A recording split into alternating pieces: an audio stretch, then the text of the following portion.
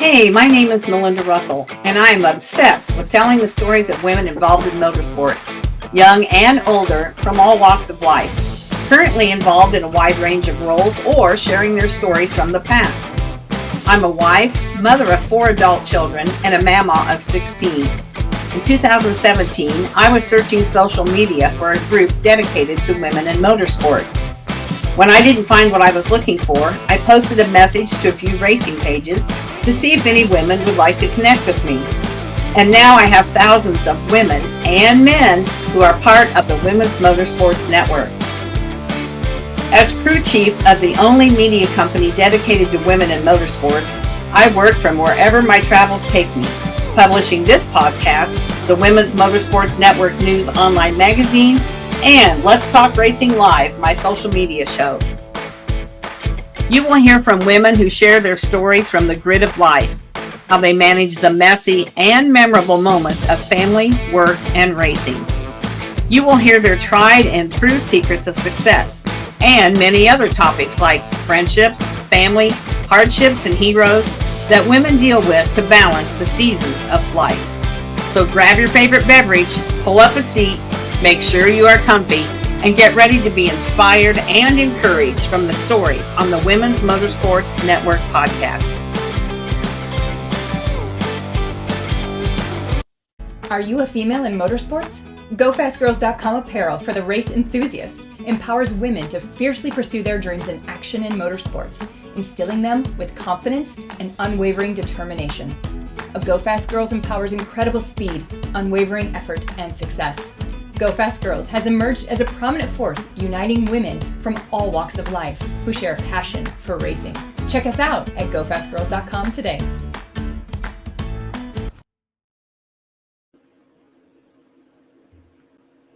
Hello, everyone. This is Melinda Russell with the Women's Motorsports Network. And one of my favorite girls is on the show today. I've known Taylor for quite a few years. Actually, Taylor Kuehl is one of the girls that I got introduced to back in 2018, I think. And so I've actually had the privilege of watching Taylor race in person. And I've met her a few times, and we've been at the same races, like we were in Knoxville at the same time. And so I really feel like Taylor is somebody that I know, and I follow her religiously because I'm so proud of what she's done.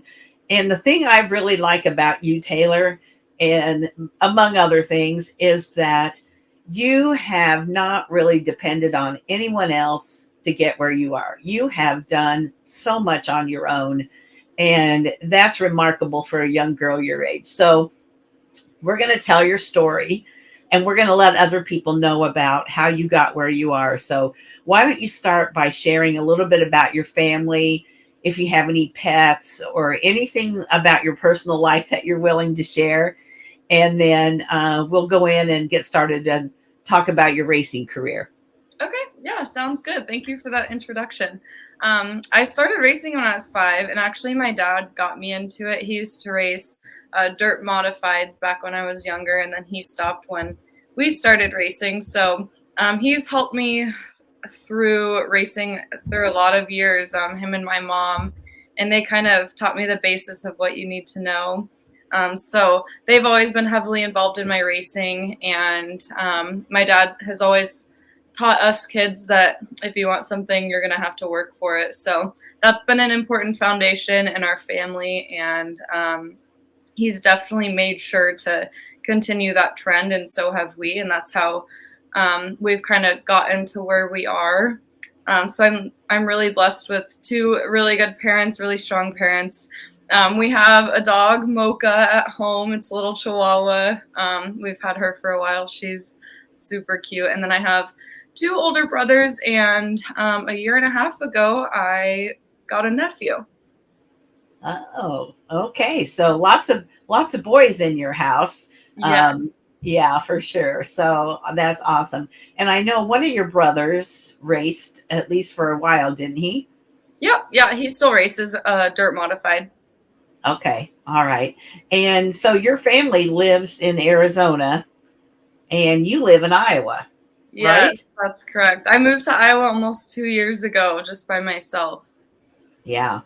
So let's get started on that because first of all, that's very brave of you to do. And did you really know anybody in Iowa at all that, or how did you decide, oh, I'm going to move to Iowa? I really didn't know that many people. I think I had a lot of acquaintances just through racing and people traveling to Arizona and other parts in the Southwest. I mainly came out here because the opportunity for dirt modified racing is a lot bigger in Iowa than it is Arizona.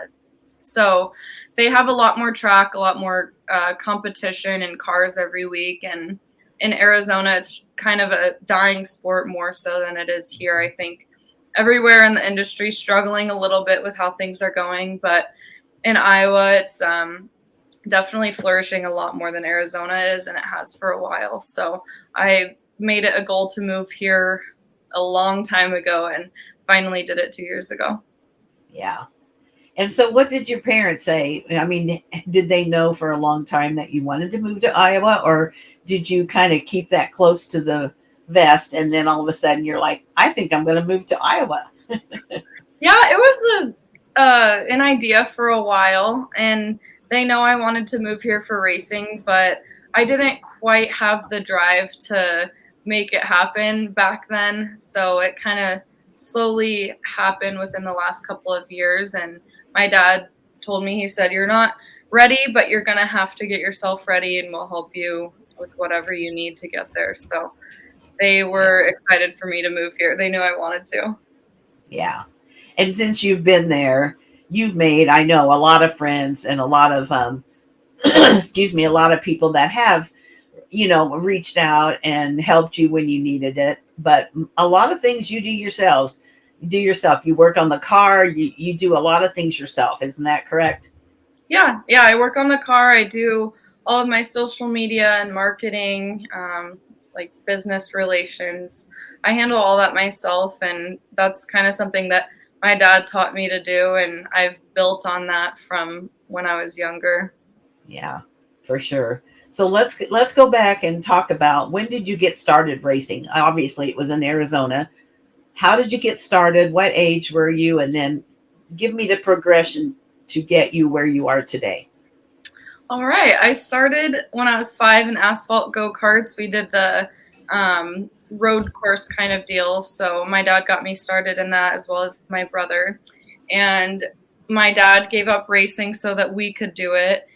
And then from then on, we won a couple championships, a lot of races, a ticket to the World Finals, which is the biggest go kart race you can ever attend. Mhm. So that was one of my core memories in racing for sure. And then from then on, it kind of got tough, the local spots that we were racing. Not so much the competition, but the money, like kind of political aspects of it. So that actually made us get out of go karting and onto dirt racing, where I started in mod lights when I was 13. And I got rookie of the year my first year. And then from then on, it kind of transitioned into me really liking it and spending every weekend doing it. And like I said earlier, I still didn't really have the drive to work on things and get better. I just wanted to do it. It was fun. And then finally, when I moved on from mod lights into sport mods is when I started taking it seriously, a little bit more like a job, but it's more fun than ever right now. Yeah, and a job can be fun. A lot of people don't think so because they have a job and then they have what they do for fun. A lot of people don't have the combination of the two together. You and I are lucky because what I do for a job and what you do for a job involves our passion, which is motorsports. But, a lot of people don't have that. And so the fact that you consider it a job, you take it serious, you're very focused on what you do, Yep. makes you that much more successful. And I know social media has really been a part of that for you.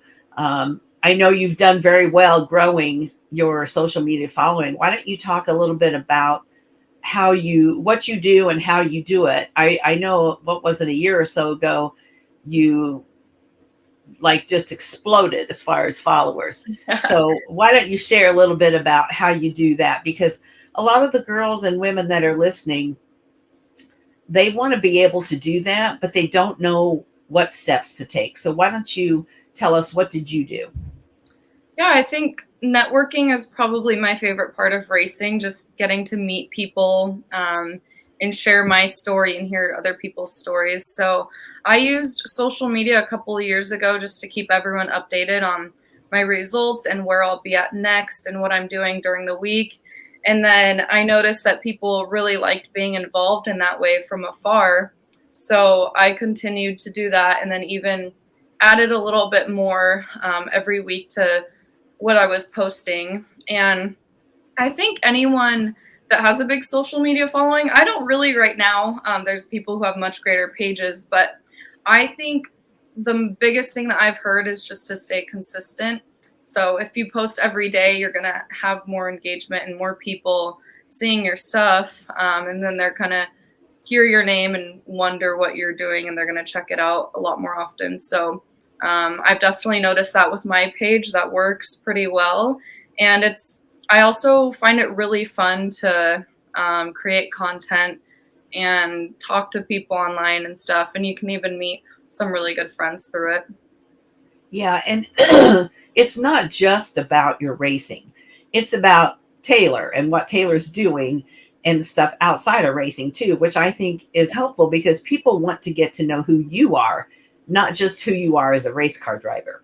Yeah, that's correct. I like to share some personal things here and there just to show people what else I'm doing. I like to spend my time outside. I work full time as a realtor on top of racing. So that's also a big networking business, which is really cool. So I kind of integrate both of those into each other. And I think it's nice for people to connect on a little bit more of a personal level. Yeah, I do too. And I think that's how you build those relationships and you make friends is, like I said, it's not just because you're driving a race car. It's because of who you are. You're very friendly and outgoing, and that attracts people to you. So I think that's a lot of how you grew your following. And what do you use? Facebook, Instagram? Where can people find you? My biggest platform is Facebook. And then I would say my second is my YouTube page. They're both under Taylor Kuehl Racing. And I keep my Facebook page updated almost every day. I think when racing slows down, there's not as much content, but I'm definitely big on Facebook. And then YouTube is really fun because they get to physically see what's going on behind the scenes. Yeah, that's for sure. So tell me about your car. What kind of car do you drive? What color is it? The number? How did you choose the number? Tell me all the specifics about your car. Yeah, so I drive an IMCA Northern Sport Mod. That's the class that I started in 2019. So I'm going into my 6th year of sport mods. My favorite color has always been purple, and I'm really big on keeping things simple. So I always try to go with a really simple design. Purple, black, and white usually is pretty clean. And I have an app on my phone where I can draw stuff. So I usually design it up for the most part, and then I send it to my wrap guy, and he cleans it up and makes it happen. And then one thing that's kind of been a trademark for me is my racing number, which is Too Cool. It's the number 2 and then uses my last name Kuehl, and that's kind of a play on words there. But my dad and I came up with that. When I was younger, I just started in cadet karts and go-karts. And it was the same class that my brother was in, and we both raced under my dad's number, which was 77X. And the people who ran the races, they said, you can't have the same numbers, so change a letter or something. And I was like, well, I think it's time to be unique and find something for myself. So actually my dad and I came up with it, and I've stuck with it ever since. And even the announcers, they know what my number stands for and stuff. So it's pretty cool that it's come all this way. I think the last name and the number definitely help with some recognition. Yeah, for sure. And it's Kuehl, just in case they're trying to find out how to spell it. But but yeah, that's a great, that's the kind of thing that people will remember. And so when you're thinking about naming or branding or whatever it might be, when you do something that's simple but memorable, that helps people, keep track of what you're doing too. So Taylor, do you have any crew members, or is it just you? You get to the track, and when you need help, somebody steps up. We finally hired on a crew guy this year. His name is Justin. We call him Santa. It's been a long time running with that name. Ever since I was a kid, we've known him. But I think the first probably 14 years ish of me racing, it was my dad and I, and then of course my brother too. They helped me out a lot, just with coaching and spotting on the track, and then of course teaching me how to work on the car too. So it was mostly just us for the longest time, and then when I moved to Iowa, it was all me. I was kind of thrown to the wolves, and I had to really learn everything quickly. Just so, Yeah. since I was thrown in by myself, I kind of needed to adapt to where I was. So I got a lot of different knowledge from people, and of course, everyone here is always willing to lend a hand. So I wasn't necessarily by myself. I knew I could rely on almost anyone. So yeah, the first, I think, 2 or 3 years in Iowa, it was just me. And then we hired Santa this year. And he's a Okay. really big help. That's great. And he's from Iowa, I take it? No, he's actually from Arizona. His family owns a sprint car team. So he's been around racing his whole life, too. Okay. All right. So you convinced somebody else besides yourself to go from warm, sunny, beautiful Arizona, which it is right now. This is the best time of year to be there, Yes, it is. to cold, snowy, gray Iowa, right? Yeah, I think he spent some time in Indiana in the winter. So he was like, oh, it'll be no problem. But I promise you, once it gets cold, it's not really somewhere you want to be. So he went back home to Arizona for the winter.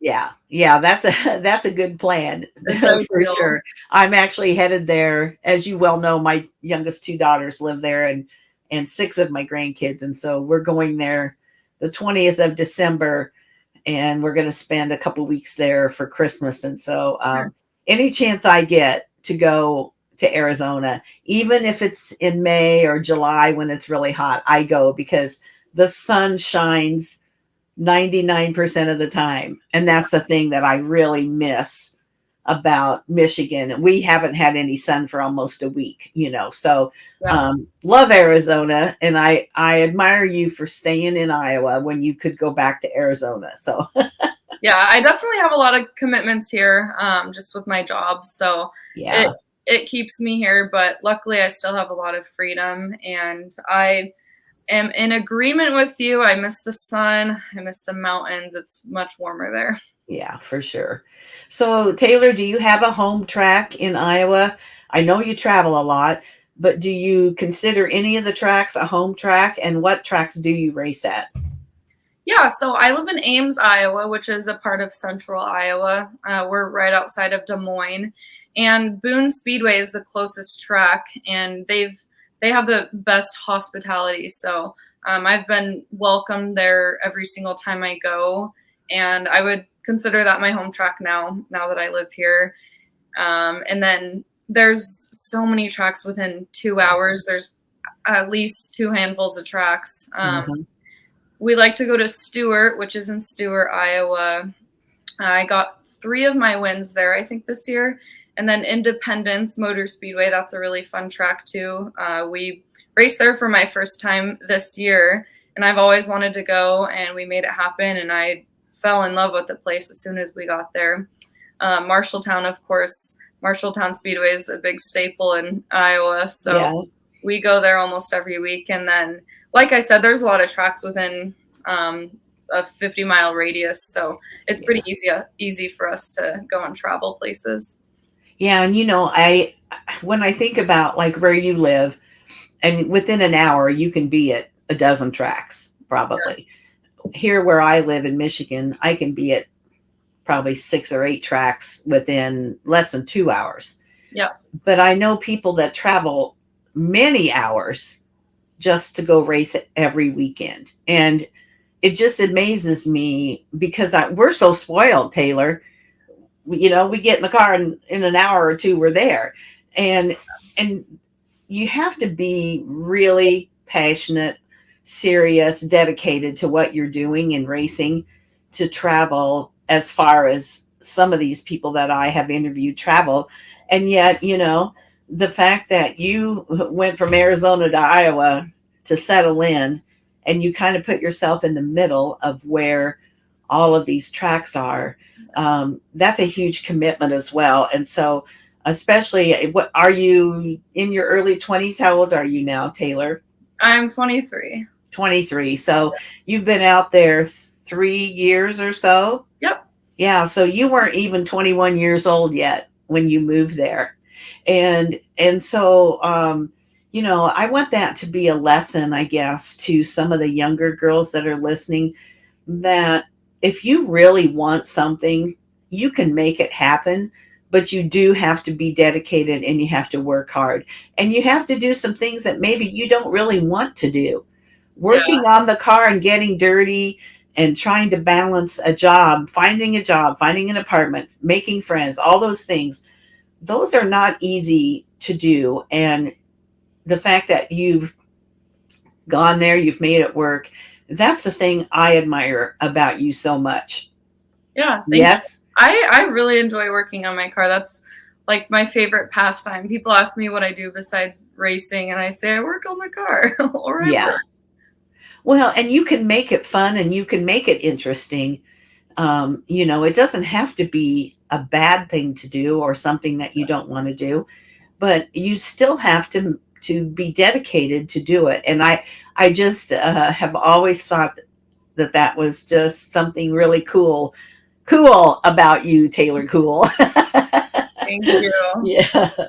So how about marketing partners? Do you have any people that really help you out? Yeah, my first year in Iowa, we brought on Kuehl Customs, who provided us a crate engine, which is a pretty common engine that a lot of people run here. So they've helped us out for the past 3 years, and they've allowed me to race all around Iowa. So we're super thankful for them.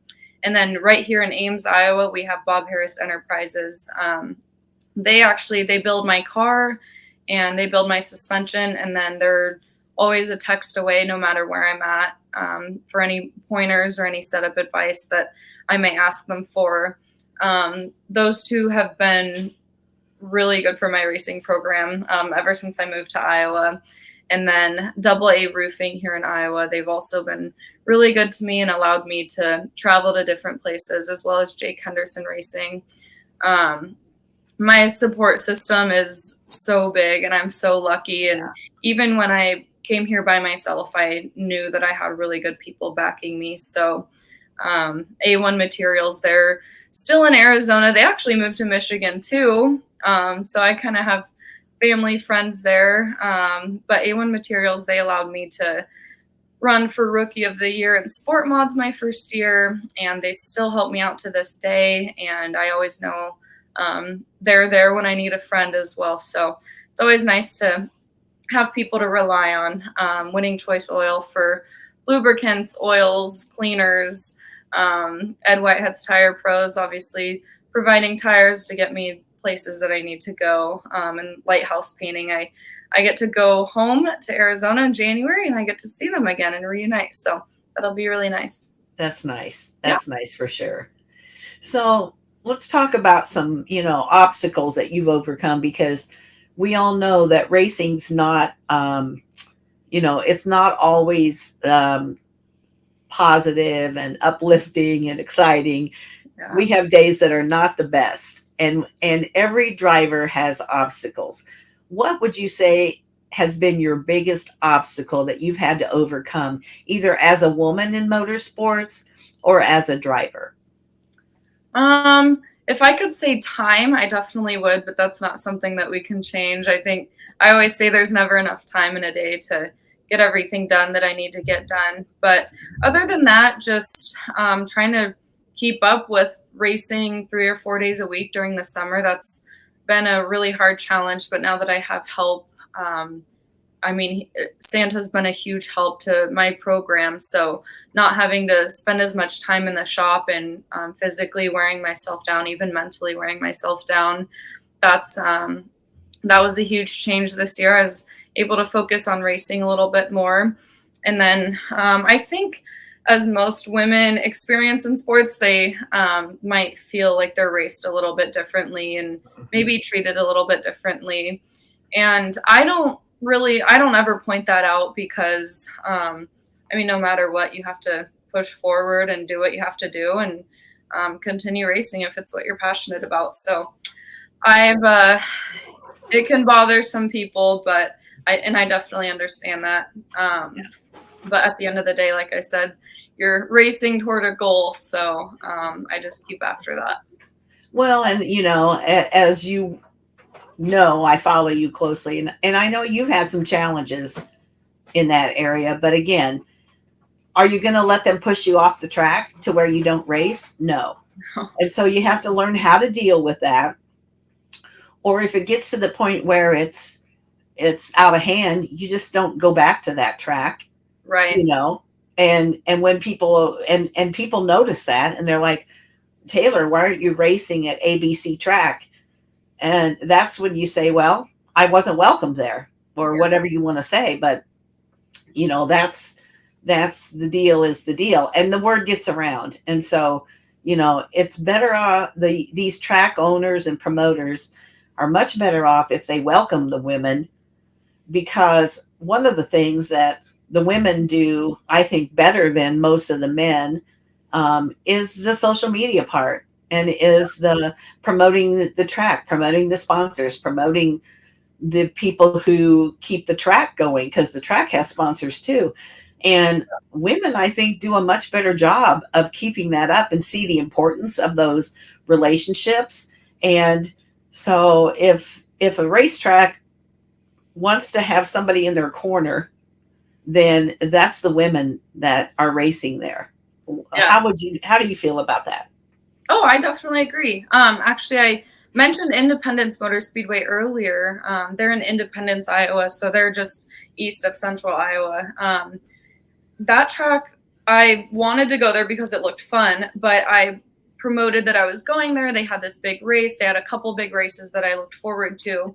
And the promoter, he came by and personally thanked me and said he really likes how I promote my racing and just the future of the sport. So I really appreciated that. I haven't heard that a lot until this year, I think, since I've been on top of my racing. So I think not every racer really has the niche for social media, which is understandable. But I think that, I don't know, I think that it's important to keep people updated, especially if you want people to support you.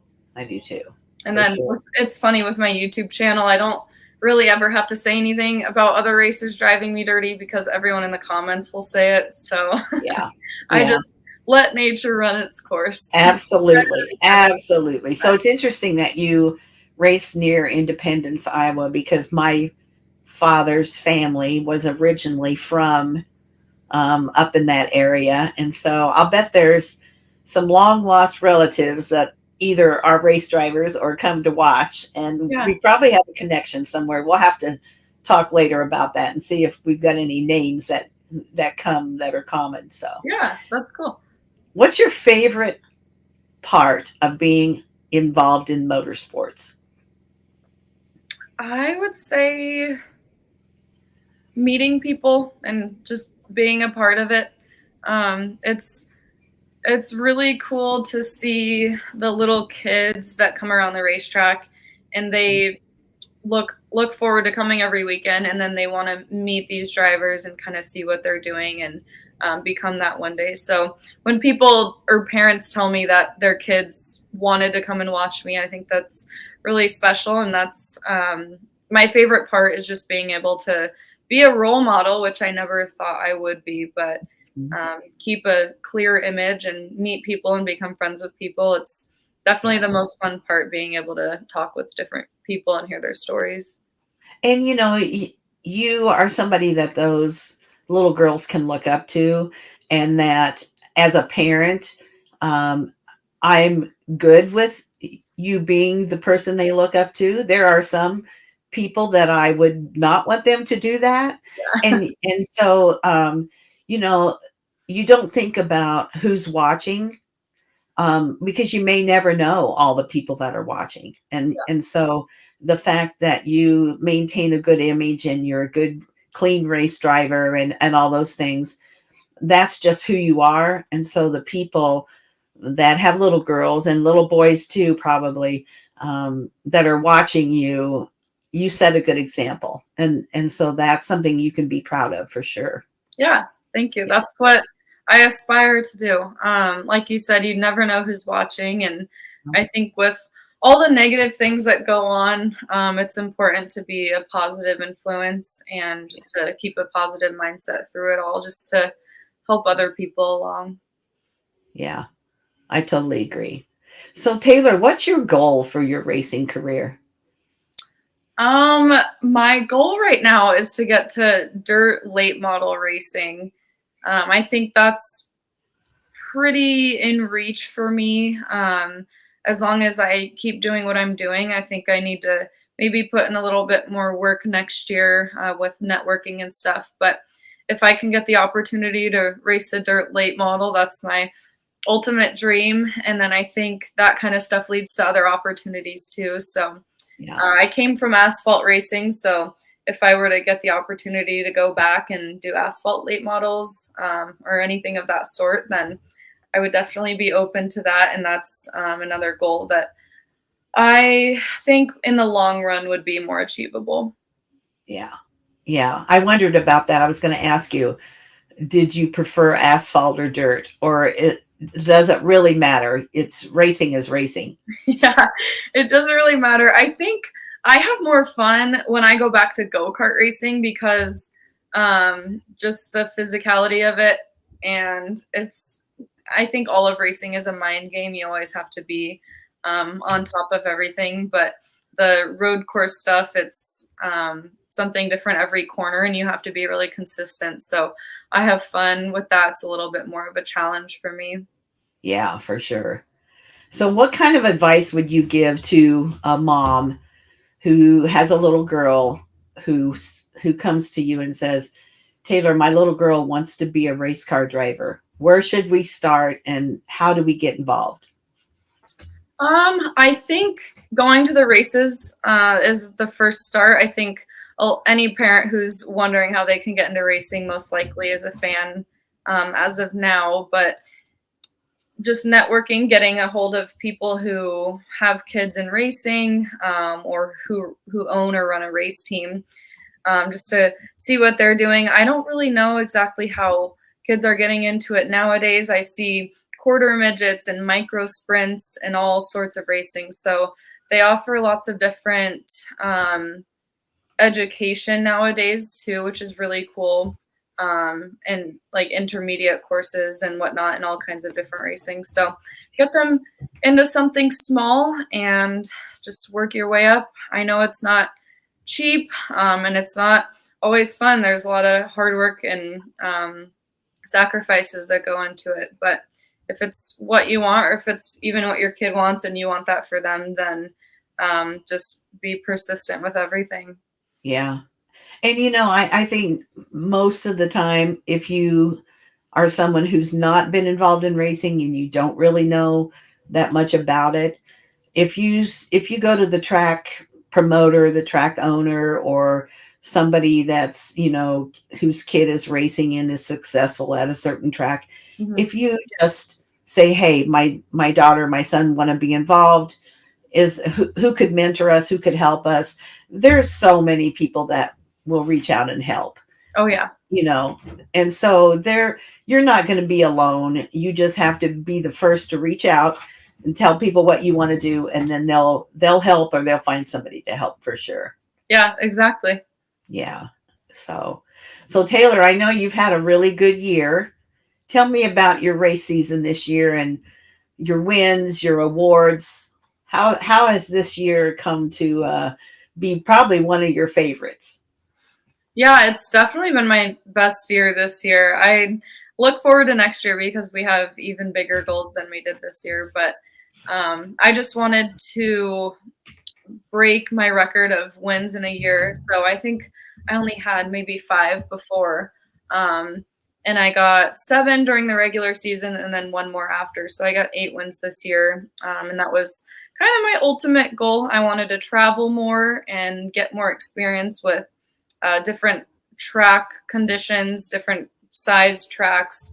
Um, and then, of course, being able to race with better racers, some of the best in the country. I think, although it was a challenge most of the time, it was probably the best learning aspect that I had this year. Mm-hmm. So I think we achieved our goals this year, and that just allows for better ones next year. Yeah, for sure. Now, did you just get awarded something special here recently, or? Yeah, I actually, this is my only racing decoration in my house because all my racing stuff is at our shop. But I won the Lady Eagle in IMCA, and I was able to go to the national banquet, which was only 3 hours away. So I figured, why not? It was a really good time, and I got to meet people and learn some Yeah. history of IMCA racing and just racing in general. So that was really cool. I think it was based on a national point system. They put all of the women and from each of their respective divisions into this one point system. And then they take obviously the best finishes and stuff for the leaders. So we figured out we were leading it kind of toward the end of the year, and we weren't really shooting for it, but I was like, okay, that's cool. If we won that, that would be awesome. And then I never really thought about it. And then it came down to the last couple of races, and we ended up making it happen. So I was kind of mind blown, but Yeah. definitely cool to achieve something like that. It really is. And, I had not heard of that award until I saw that you won it. And when I looked into it a little bit, it's a pretty prestigious award. And you're very humble about your abilities. And that, I know that you are not someone who looks for people to pat you on the back.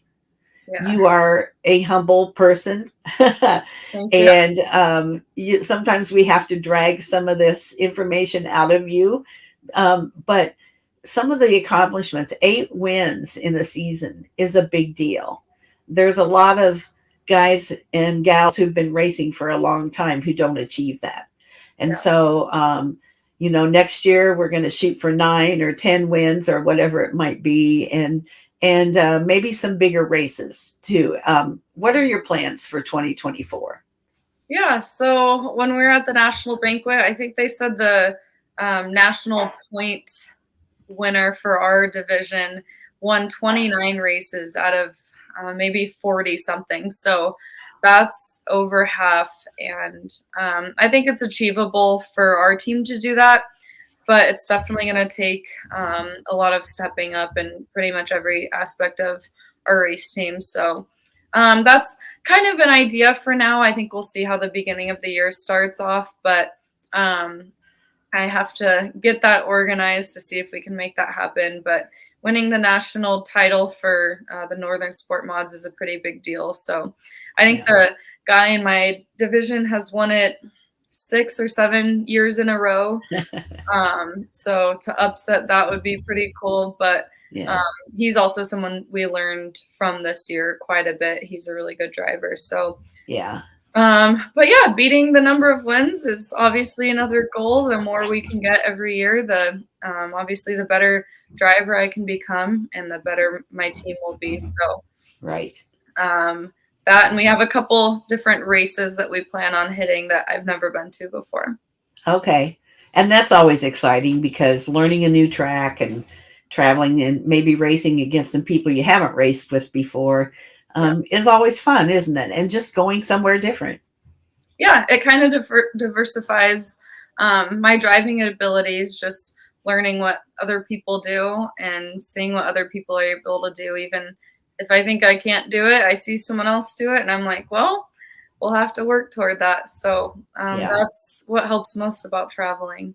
And then Yeah, for the sure. next year, if I can get some seat time in a higher division, then that's definitely a big goal for me too. Yeah. So Taylor, if somebody's watching this and they have a connection or they want to help you, even if it's a race or two in a higher division, how would they best get a hold of you? Um, I would say to message the Taylor Kuehl Racing page on Facebook. I need to be a little bit better about that. I have a lot of fans on there, and sometimes my inbox gets really full and kind of Yeah. overwhelming. But I definitely like to interact with everyone who reaches out. So Taylor Kuehl Racing on Facebook, that's where I read all my messages. Okay.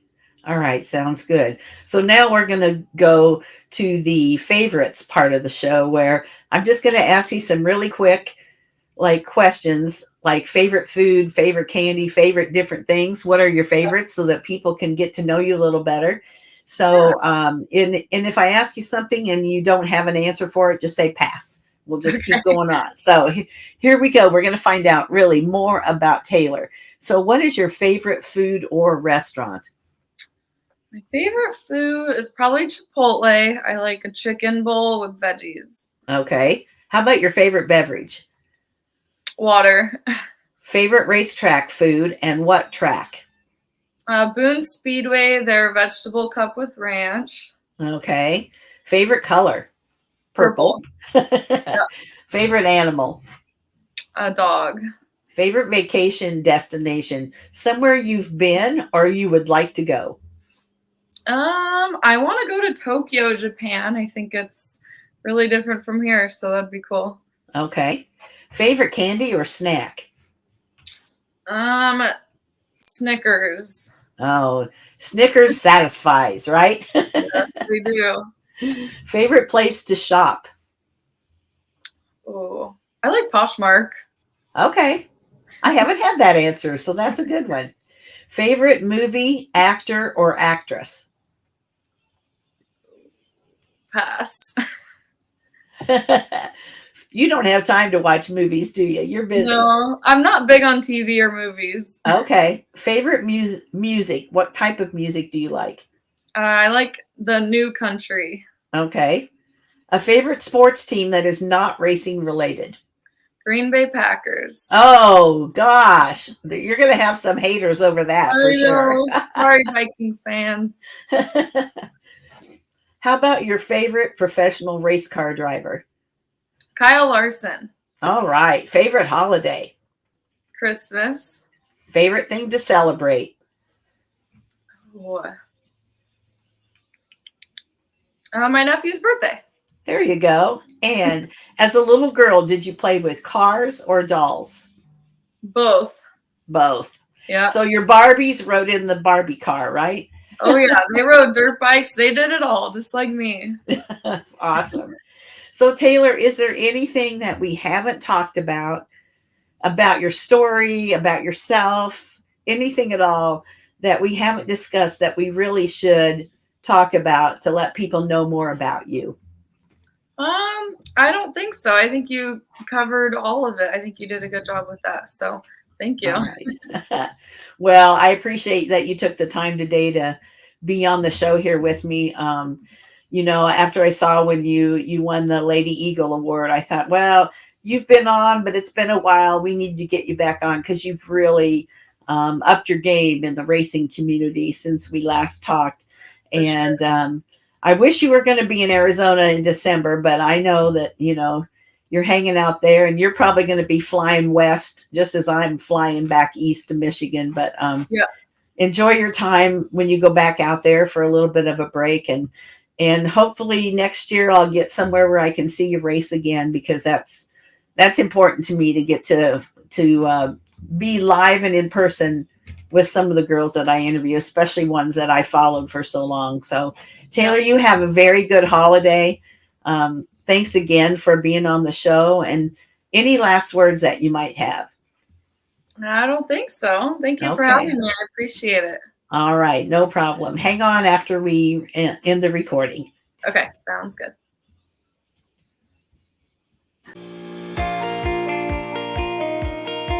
Thank you for listening to the Women's Motorsports Network podcast. Subscribe to my show and follow me on Facebook, Instagram, LinkedIn, and YouTube. If you or someone you know would like to be featured in the Women's Motorsports Network News online magazine, this podcast, or Let's Talk Racing Live, my social media show, contact me via Messenger on Facebook at Melinda Russell, or send me an email at womensmotorsportsnetwork@gmail.com.